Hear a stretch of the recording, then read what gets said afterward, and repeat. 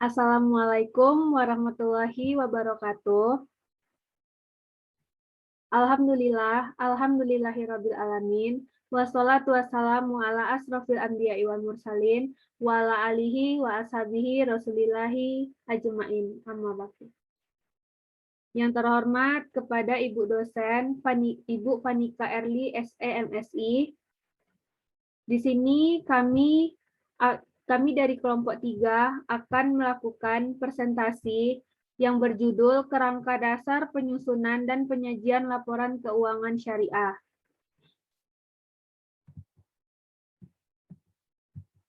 Pokok pembahasan dari presentasi kami yang pertama itu adalah kerangka dasar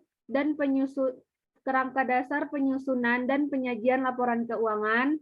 Yang kedua, standar akuntansi syariah.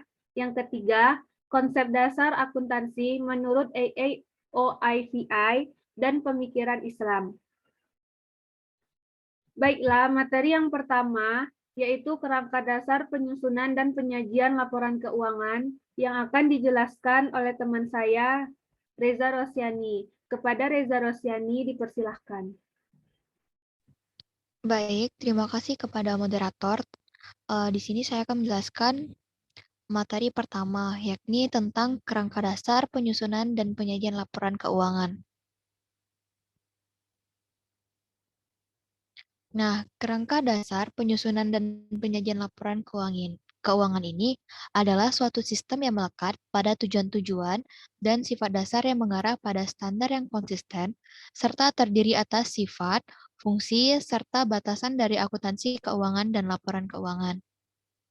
Nah, kerangka konseptual ini diperlukan agar dapat dihasilkan standar dan aturan yang koheren yang disusun atas dasar yang sama, sehingga menambah pengertian dan kepercayaan para pengguna laporan keuangan, serta dapat dibandingkan di antara perusahaan yang berbeda atau periode yang berbeda.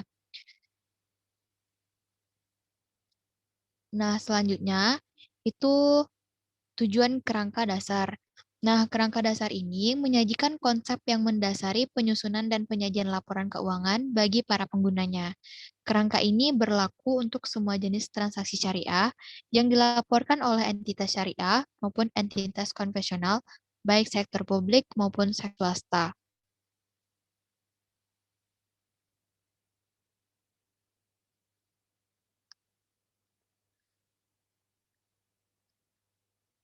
Adapun tujuan kerangka dasar itu sendiri, yakni yang pertama, itu adalah penyusun standar akuntansi keuangan syariah dalam pelaksanaan tugasnya. Yang kedua, penyusunan laporan keuangan untuk menanggulangi masalah akuntansi syariah yang belum diatur dalam standar akuntansi keuangan syariah. Yang ketiga, auditor. Dalam memberikan pendapat mengenai apakah laporan keuangan disusun sesuai dengan prinsip akuntansi syariah yang berlaku umum atau tidak. Dan yang keempat, para pemakai laporan keuangan dalam menafsirkan informasi yang disajikan dalam laporan keuangan yang disusun sesuai dengan standar akuntansi keuangan syariah. Kemudian, itu ada pemakai dan kebutuhan informasi.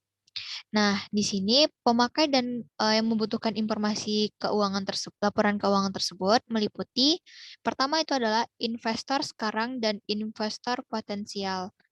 Nah, investor sekarang dan investor potensial ini itu mereka membutuhkan laporan keuangan karena mereka harus memutuskan apakah akan membeli, menahan, atau menjual investasi dan menerima dividen.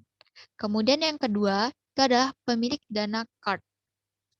Itu kegunaan laporan keuangan baginya adalah untuk mengetahui apakah dana card itu dapat dibayar pada saat jatuh tempo ataukah tidak. Kemudian yang ketiga, ada pemilik dana syirkah temporer. Nah, kegunaan laporan keuangan itu adalah untuk pengambilan keputusan pada investasi yang memberikan tingkat pengembalian yang bersaing dan aman. Kemudian, keempat, pemilik dana titipan. Nah, kegunaan laporan keuangan tersebut untuk memastikan bahwa titipan dana dapat diambil setiap saat. Kelima, itu adalah pembayar dan penerima zakat infak, sedekah, dan wakaf untuk informasi tentang sumber dan penyaluran dana tersebut. Keenam, ada pengawas syariah. Nah, kegunaan laporannya adalah untuk menilai kepatuhan pengelolaan lembaga syariah terhadap prinsip syariah. Yang ketujuh, karyawan. Untuk memperoleh informasi tentang stabilitas dan profit entitas syariah. Kemudian 8, pemasok dan mitra usaha lainnya. Untuk memperoleh informasi tentang kemampuan entitas dalam membayar utang pada saat jatuh tempo. Kemudian yang ke-9, itu adalah pelanggan untuk memperoleh informasi tentang kelangsungan hidup entitas syariah. 10, pemerintah serta lembaganya. Nah, di sini kegunaan laporan keuangannya adalah untuk memperoleh informasi tentang aktivitas entitas syariah, perpajakan, serta kepentingan nasional lainnya. Dan yang ke-11 itu adalah masyarakat untuk memperoleh informasi tentang kontribusi entitas terhadap masyarakat dan negara. Kemudian paradigma transaksi syariah. Nah, transaksi syariah didasarkan pada paradigma dasar bahwa alam semesta itu diciptakan oleh Tuhan sebagai amanah kepercayaan ilahi dan sarana kebahagiaan hidup bagi seluruh umat manusia untuk mencapai kesejahteraan hakiki secara material dan spiritual atau al-falah. Substansinya adalah bahwa setiap aktivitas umat manusia memiliki akuntabilitas dan nilai ilahi yang menempatkan perangkat syariah dan akhlak sebagai parameter baik dan buruk, benar dan salahnya aktivitas usaha. Nah, dengan cara ini akan terbentuk integritas yang akhirnya akan membentuk karakter tata kelola yang baik atau good governance dan disiplin pasar. Kemudian, asas transaksi syariah. Nah, asas transaksi syariah ini terbagi menjadi 5. Yang pertama itu adalah persaudaraan, ukhuwah. Kedua, keadilan adalah. 3, kemaslahatan, maslahah. 4, keseimbangan, tazawun. Dan yang kelima adalah universalisme atau syumuliyah. Yang pertama, itu persaudaraan atau ukhuwah. Nah, ini berarti bahwa transaksi syariah menjunjung tinggi nilai kebersamaan dalam memperoleh manfaat, sehingga seseorang tidak boleh mendapatkan keuntungan di atas kerugian orang lain. Nah, prinsip ini didasarkan atas prinsip saling mengenal, ta'aruf, saling memahami, tafahum, saling menolong, ta'awun, saling menjamin, takaful, dan saling bersinergi dan saling beraliansi atau tahaluf. Kemudian yang kedua itu adalah keadilan atau adalah. Nah, yang berarti selalu menempatkan sesuatu hanya pada bentuk dan sesuai dengan posisinya. Realisasi prinsip ini dalam bingkai aturan muamalah adalah melarang adanya unsur-unsur berikut ini. Yang pertama itu adalah riba atau bunga dengan segala bentuknya, baik riba nasiah atau fad. Kemudian yang kedua itu adalah kezaliman, baik terhadap diri sendiri maupun orang lain. Kemudian yang ketiga itu ada judi atau bersikap spekulatif dan tidak berhubungan dengan produktivitas. Kemudian yang keempat ada unsur ketidakjelasan, manipulasi, dan eksploitasi informasi serta tidak adanya kepastian pelaksanaan akad. Dan yang kelima itu adalah haram atau segala unsur yang dilarang tegas oleh Allah Subhanahu wa taala yang tercantum di dalam Al-Qur'an dan Sunnah, baik dalam barang, jasa maupun aktivitas operasional terkait. Selanjutnya, asas yang ketiga itu adalah kemaslahatan atau maslahah. Nah, itu berarti segala bentuk kebaikan dan manfaat yang berdimensi duniawi dan ukrawi, material dan spiritual, serta individual dan kolektif. Kemaslahatan harus memenuhi dua unsur, yaitu halal, patuh terhadap ketentuan Allah Subhanahu wa taala dan ketentuan syariah, dan thayyib atau membawa kebaikan dan bermanfaat. Kemudian yang keempat itu adalah keseimbangan atau tazawun. Nah, itu berarti keseimbangan antara aspek material dan spiritual, aspek privat dan publik, sektor keuangan dan sektorial, bisnis dan sosial, serta aspek pemanfaatan serta pelestarian. Nah, transaksi syariah tidak hanya memperhatikan kepentingan pemilik semata, tetapi memperhatikan kepentingan semua pihak sehingga dapat merasakan semua manfaat yang diperoleh. Kemudian ada universalisme atau syumuliyah. Nah, ini di mana esensinya dapat dilakukan oleh dengan dan untuk semua pihak yang berkepentingan tanpa membedakan suku, agama, ras, dan golongan sesuai dengan semangat kerahmatan semesta. Selanjutnya itu adalah karakteristik transaksi syariah. Implementasi transaksi yang sesuai dengan paradigma dan asas transaksi syariah harus memenuhi sejumlah karakteristik transaksi syariah tersebut, di mana karakteristiknya seperti yang pertama itu adalah transaksi hanya dilakukan berdasarkan prinsip saling paham dan saling ridho. Kedua, prinsip kebebasan bertransaksi diakui sepanjang objeknya halal dan baik atau thayyib. 3. Uang hanya berfungsi sebagai alat tukar dan satuan pengukur nilai, bukan sebagai komoditas. 4. Tidak mengandung unsur riba. 5. Tidak mengandung unsur kezaliman. 6. Tidak mengandung unsur maisir. 7. Tidak mengandung unsur garar. 8. Tidak mengandung unsur haram. 9. Tidak menganut prinsip nilai waktu dari uang atau time of value. 10. Transaksi dilakukan berdasarkan suatu perjanjian yang jelas dan benar. 11. Tidak ada distorsi harga melalui rekayasa permintaan atau najasi maupun melalui rekayasa penawaran atau ihtikar. Dan yang terakhir itu adalah tidak mengandung unsur kolusi dengan suap menyuap atau riswah. Baiklah, materi selanjutnya akan dilanjutkan oleh rekan saya dan saya akan kembalikan kepada moderator. Baiklah, terima kasih kepada teman saya Reza Rusiani yang telah membacakan materinya. Selanjutnya yaitu standar akuntansi syariah yang akan dijelaskan oleh saya sendiri. Tujuan laporan keuangan, tujuan utama dari laporan keuangan ini adalah untuk menyediakan informasi menyangkut posisi keuangan, kinerja, serta perubahan posisi keuangan entitas syariah yang bermanfaat bagi sejumlah besar pemakai dalam pengambilan keputusan ekonomi. Ada beberapa tujuan lainnya dari laporan keuangan ini. Yang pertama itu adalah meningkatkan kepatuhan terhadap prinsip syariah dalam semua transaksi dan kegiatan usaha. Yang kedua, informasi mengenai kepatuhan entitas syariah terhadap prinsip syariah. Ini serta informasi aset, liabilitas, pendapatan, dan beban yang tidak sesuai dengan prinsip syariah bila ada dan bagaimana perolehan dan penggunaannya. Yang ketiga, tujuan lainnya itu adalah informasi ini untuk membantu kita dalam mengevaluasi pemenuhan tanggung jawab entitas syariah terhadap amanah dalam mengamankan dana, dalam menginvestasikan pada tingkat keuntungan dengan cara yang layak.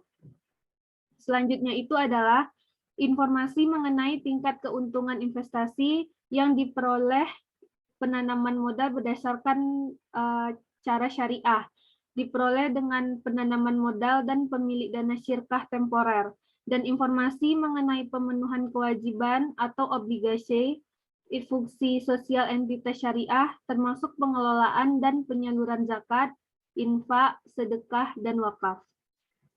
Laporan keuangan ini diharapkan dapat memenuhi kebutuhan bersama sebagai pengguna laporan keuangan, serta dapat digunakan juga sebagai bentuk laporan dan pertanggungjawaban manajemen atas sumber daya yang dipercaya kepadanya. Lanjut, yaitu bentuk dari laporan keuangan. Bentuk dari laporan keuangan itu yang pertama adalah posisi keuangan entitas syariah disajikan sebagai laporan posisi keuangan.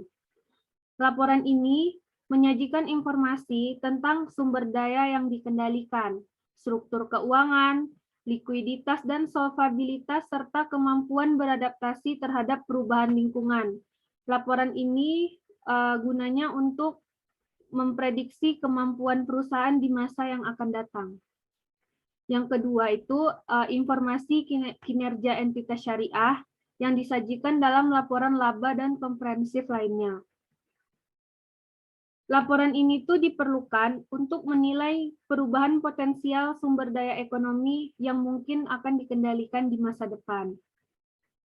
Yang ketiga yaitu adalah informasi perubahan posisi keuangan entitas syariah yang dapat disusun berdasarkan definisi dana seperti seluruh sumber daya keuangan, modal kerja, aset likuid, atau kas. Kerangka ini tidak mendefinisikan dana secara spesifik, akan tetapi melalui laporan ini dapat diketahui aktivitas dari investasi, dari pendanaan, dan operasi selama periode tertentu. Yang keempat, yaitu informasi lain. Informasi lain ini seperti laporan penjelasan tentang pemenuhan fungsi sosial entitas syariah, yang merupakan informasi yang tidak diatur secara khusus, tetapi relevan bagi pengambilan keputusan sebagian besar pengguna laporan keuangan. Dan yang kelima itu adalah catatan dan schedule tambahan, yang merupakan penampung dari informasi tambahan yang relevan, termasuk pengungkapan tentang resiko dan ketidakpastian yang mempengaruhi entitas. Informasi tentang segmen industri dan geografi serta pengaruh perubahan harga terhadap entitas juga dapat disajikan. Asumsi dasar. Asumsi dasar itu ada dua, yaitu dasar akrual dan kelangsungan usaha. Dari yang pertama itu dasar akrual. Laporan ini itu, laporan keuangan ini disajikan, maksudnya itu bahwa pengaruh transaksi dan peristiwa lain diakui pada saat kejadian, bukan pada saat kas atau setara kas diterima atau dibayar. Diungkapkan dalam catatan akuntansi, serta dilaporkan dalam laporan keuangan pada periode yang bersangkutan. Laporan keuangan yang didasarkan pada atas akrual ini memberikan informasi kepada pemakai bahwa tidak hanya transaksi masa lalu yang melibatkan penerimaan dan pembayaran kas, tetapi juga kewajiban pembayaran kas di masa depan, serta sumber dana yang mempresentasikan kas yang akan diterima di masa depan. Namun, dalam penghitungan pendapatan untuk tujuan pembagian hasil usaha menggunakan dasar kas. Hal ini disebabkan bahwa prinsip pembagian hasil usaha berdasarkan bagi hasil. Pendapatan atau hasil yang dimaksud adalah keuntungan brutonya atau gross profit. Yang kedua itu kelangsungan usaha. Laporan keuangan ini biasanya disusun atas dasar asumsi kelangsungan usaha entitas syariah yang akan melanjutkan usahanya di masa depan. Jadi, entitas syariah ini diasumsikan tidak bermaksud atau berkeinginan melikuidasi atau mengurangi secara material skala usahanya. Jika maksud atau keinginan tersebut timbul, laporan keuangan mungkin harus disusun dengan dasar yang berbeda dan dasar yang digunakan harus diungkapkan. Baik, yang selanjutnya itu adalah unsur-unsur laporan keuangan. Laporan keuangan entitas syariah antara lain itu meliputi yang pertama, komponen laporan keuangan yang mencerminkan kegiatan komersial yang terdiri atas laporan posisi keuangan, yang kedua laporan laba rugi, yang ketiga laporan arus kas, dan yang keempat laporan perubahan ekuitas. Yang kedua yaitu adalah komponen laporan keuangan yang mencerminkan dari kegiatan sosial. Yang pertama itu laporan sumber dan penggunaan dari dana zakat, dan yang kedua laporan sumber dan penggunaan dana kebajikan. Yang ketiga itu adalah komponen laporan keuangan lainnya yang mencerminkan kegiatan dan tanggung jawab khusus entitas syariah tersebut.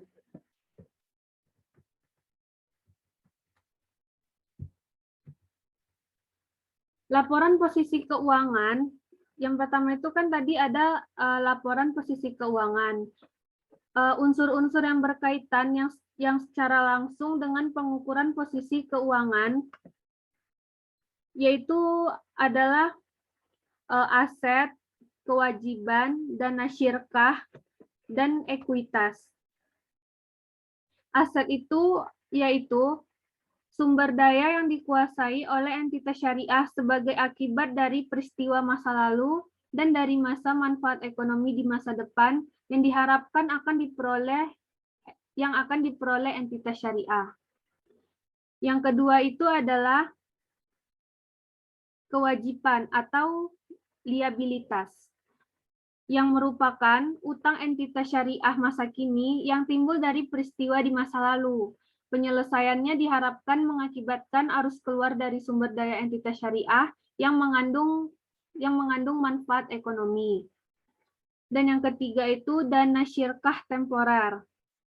Dana syirkah temporer ini adalah dana yang diterima sebagai investasi jangka waktu tertentu dari individu dan pihak lainnya, di mana entitas syariah mempunyai hak untuk mengelola dan menginvestasikan dana tersebut dengan pembagian hasil investasi berdasarkan dari kesepakatan kedua belah pihak. Dana syariah temporer ini tidak dapat digolongkan sebagai liabilitas atau kewajiban, karena entitas syariah tidak berkewajiban untuk mengembalikan dana awal dari pemilik dana ketika mengalami kerugian, kecuali akibat kelalaian atau wan prestasi entitas syariah. Dana syirkah temporer ini juga tidak dapat digolongkan sebagai ekuitas, karena dia mempunyai waktu jatuh tempoh dan tidak memiliki hak kepemilikan yang sama dengan pemegang saham. Yang selanjutnya itu adalah ekuitas. Ekuitas ini adalah hak residual atas aset entitas syariah, setelah dikurangi dari semua kewajiban atau liabilitas dan dana syirkah temporer. Kendala informasi yang relevan dan andal. Yang pertama itu adalah tepat waktu. Jika terdapat penundaan yang tidak semestinya dalam pelaporan, maka informasi yang dihasilkan akan kehilangan relevansinya. Manajemen mungkin perlu menyeimbangkan manfaat relatif antara pelaporan tepat waktu dan ketentuan informasi yang andal. Dalam usaha mencapai keseimbangan antara relevansi dan keandalan, kebutuhan pengambilan keputusan merupakan pertimbangan yang menentukan. Yang kedua itu adalah keseimbangan antara biaya dan manfaat. Jika terdapat penundaan yang tidak semestinya dalam pelaporan, maka informasi yang dihasilkan akan kehilangan relevansinya. Maksudnya ini adalah suatu kendala yang dapat terjadi dari suatu karakteristik kualitatif. Manfaat yang dihasilkan informasi biaya dan manfaat merupakan suatu proses pertimbangan. Biaya tidak harus dipikul oleh mereka yang menikmati manfaat. Manfaat mungkin juga dinikmati oleh pemakai lain, di samping oleh mereka yang menjadi tujuan atau target pencapaian informasi. Oleh karena itu, kita akan sulit mengaplikasikan uji biaya manfaat pada kasus tertentu, sehingga perlu disadari dan dijadikan pertimbangan oleh para penyusun dan pemakai laporan keuangan. Selanjutnya yaitu pengukuran unsur laporan keuangan. Dari sejumlah dasar pengukuran yang berbeda, digunakan dalam derajat dan kombinasi yang berbeda dalam laporan keuangan. Berbagai dasar pengukuran tersebut yaitu adalah biaya historis, biaya kini, dan nilai realisasi. Biaya historis atau yang sering disebut historical cost, aset ini dicatat sebesar pengeluaran kas yang dibayar atau sebesar nilai wajar dari imbalan atau consideration yang diberikan untuk memperoleh aset tersebut pada saat perolehan. Liabilitas ini dicatat sebesar jumlah yang diterima sebagai penukar dari kewajiban atau dari obligation, atau dalam keadaan tertentu, misalnya pajak penghasilan, dalam jumlah dalam pelaksanaan usaha yang normal.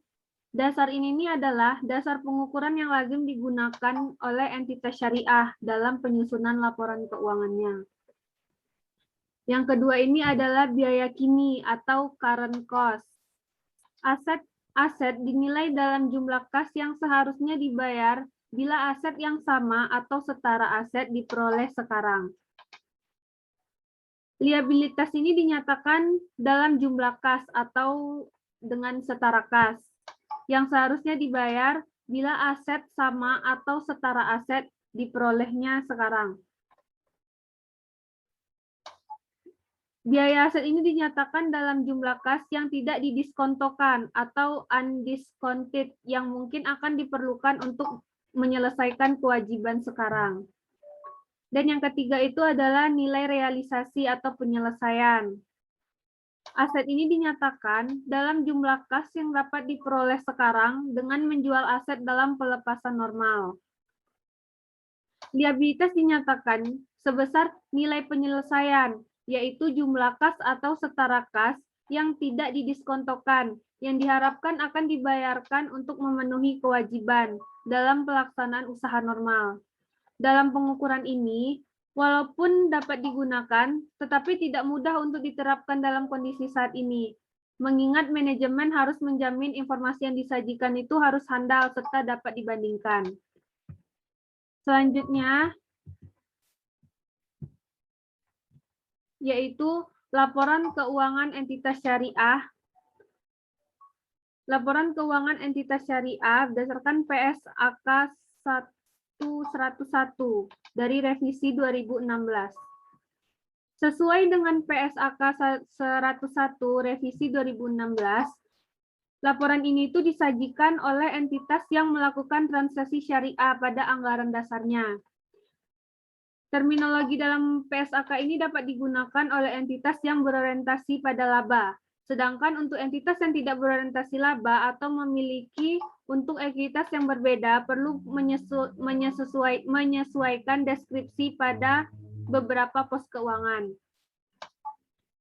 Komponen laporan keuangannya itu adalah yang pertama laporan posisi keuangan pada akhir periode, yang kedua laporan laba rugi dan penghasilan komprehensif lain selama periode, yang ketiga laporan perubahan ekuitas selama periode, yang keempat laporan arus kas selama periode, yang kelima laporan sumber dan penyaluran dana zakat selama periode, yang keenam laporan sumber dan penyaluran dana zakat selama periode, yang ketujuh laporan sumber dan penggunaan dana kebajikan selama periode, dan yang ketujuh itu catatan atas laporan keuangan yang berisi ringkasan kebijakan akuntansi penting dan informasi penjelasan lainnya. Yang ke-8 itu adalah informasi komparatif mengenai periode sebelumnya.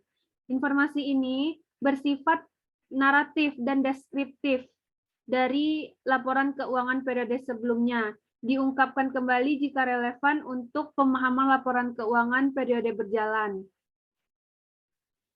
Yang terakhir itu adalah laporan posisi keuangan pada awal periode komparatif yang disajikan ketika entitas syariah menerapkan suatu kebijakan akuntansi secara retrospektif atau melakukan penyajian kembali pos laporan keuangan, atau ketika entitas syariah mereklasifikasi pos dalam laporan keuangan. Dalam hal ini, maka laporan keuangan akan terdiri dari 3 periode, yaitu akhir periode berjalan, akhir periode sebelumnya, dan awal periode sebelumnya. Selanjutnya itu laporan keuangan bank syariah. Laporan keuangan bank syariah PSAK 101 revisi 2016. Laporan keuangan bank syariah yang lengkap itu berisi yang pertama, laporan posisi keuangan atau neraca. Yang kedua, laporan laba rugi dan penghasilan komprehensif lain. Yang ketiga, laporan perubahan ekuitas selama periode. Yang keempat, laporan arus kas. Yang kelima, laporan rekonsiliasi pendapatan dan bagi hasil. Yang keenam, laporan sumber dan penggunaan dana zakat. Yang ketujuh, laporan sumber dan penggunaan dana kebajikan. Dan yang terakhir itu catatan atas laporan keuangan.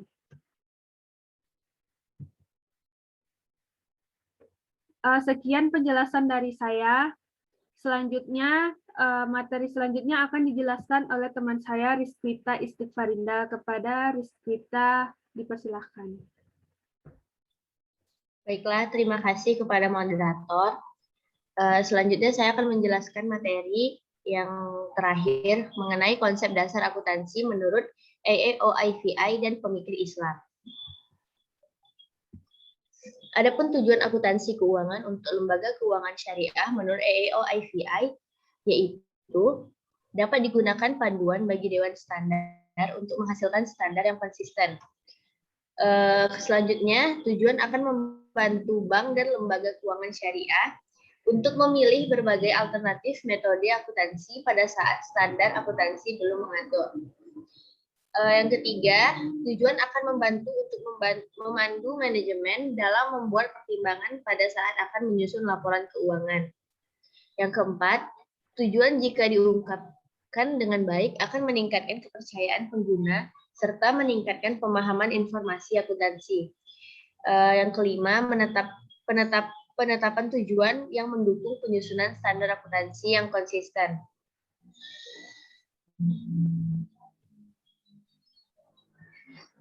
Adapun pemakai laporan keuangan menurut AAOIVI yaitu 1. Pihak yang mengatur, 2. Pemilik dana tabungan, 3. Pihak yang melakukan transaksi bisnis, 4. Pemegang saham, 5. Pemegang investasi, 6. Pemilik dana bagi deposan bank, dan yang terakhir pengelola zakat. Selanjutnya, bentuk laporan keuangan syariah AAOIVI, yaitu laporan perubahan posisi keuangan, laporan laba rugi, laporan perubahan ekuitas atau laporan perubahan saldo laba, laporan arus kas, laporan perubahan investasi yang dibatasi dan ekuivalennya, laporan sumber dan penggunaan dana zakat, serta dana sumbangan, laporan sumber dan penggunaan dana kad hasan. Selanjutnya ada syarat laporan keuangan. Pertama, relevan. Syarat ini berhubungan dengan proses pengambilan keputusan sebagai alasan utama disusunnya laporan keuangan. Yang kedua, dapat diandalkan. Syarat ini berhubungan dengan tingkat keandalan informasi yang dihasilkan. Dalam syarat ini harus memiliki penyajian yang wajar, objektif, dan netral. Selanjutnya, dapat dibandingkan. Dapat dibandingkan ini dimaksudkan informasi keuangan dapat dibandingkan antara lembaga keuangan syariah dan di antara dua periode akuntansi yang berbeda bagi lembaga keuangan yang sama. Yang keempat ada konsisten metode. Konsisten ini adalah metode yang digunakan untuk perhitungan dan pengungkapan akuntansi yang sama untuk dua periode penyajian laporan keuangan. Yang terakhir ada dapat dimengerti.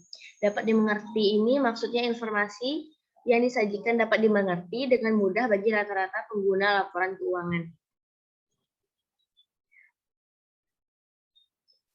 Sekian materi dari saya kembalikan ke moderator. Baiklah, terima kasih kepada teman saya Rizkwita Istighfarinda. Sekian presentasi kami. Apabila ada salah kata, kami mohon maaf. Kami sudahi dengan wassalamualaikum warahmatullahi wabarakatuh.